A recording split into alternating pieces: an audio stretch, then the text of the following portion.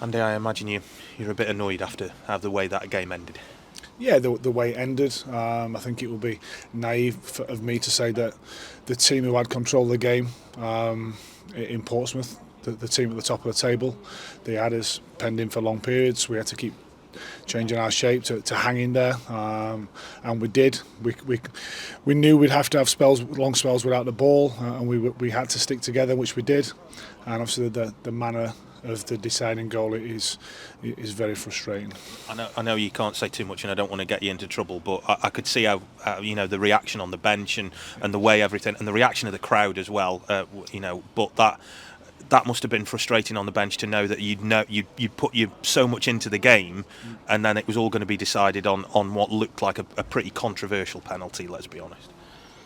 I think the initial challenge with Chiz and their player, having looked at it now, I think it could have gone either way. I've got to be honest. The referee had a decent view of it. Sometimes you get them, sometimes you don't.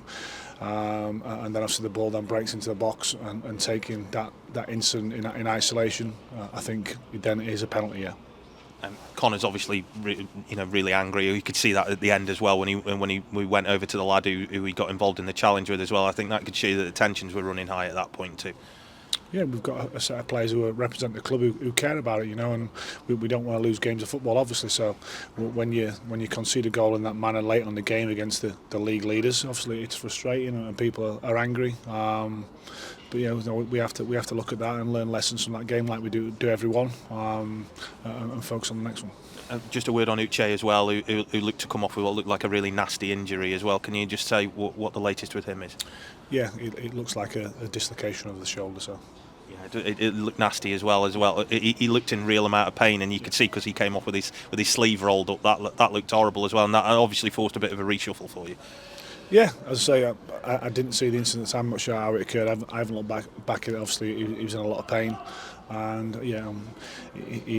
he adds to another one on the injury list, doesn't it? Debut for Dan Gore as well in midfield. Obviously not played a great deal of football at this level, but he acquitted himself well in the period of time he was on the pitch, as did Jensen Weir as well. Yeah, listen, he will have learnt a lot today about League One football and what you have to do and when, etc. But listen, we know we've got a very good young player on our hands, and it's up to us now to try and help him develop, for him to fit into what we're trying to do.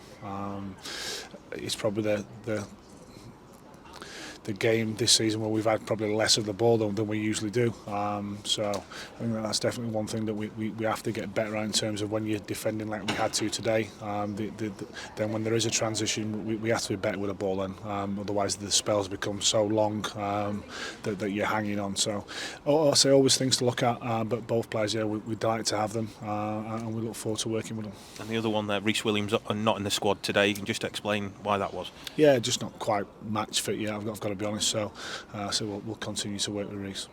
And then you've got another free week now. Then you're off to Fleetwood as well. So I know you've talked about the need to get some time in, whether it be the classroom or the training pitch as well. But that's obviously going to be important now after this, isn't it? Yeah, it is. And obviously, then after this blank midweek, we then go four or five midweeks on the spin. So we're back in tactic schedule. So yeah, an important week for us to do some work on the training pitch and try and improve individually and collectively. And then I'd say attack the 20 games which are remaining, and collect as many points as we possibly can.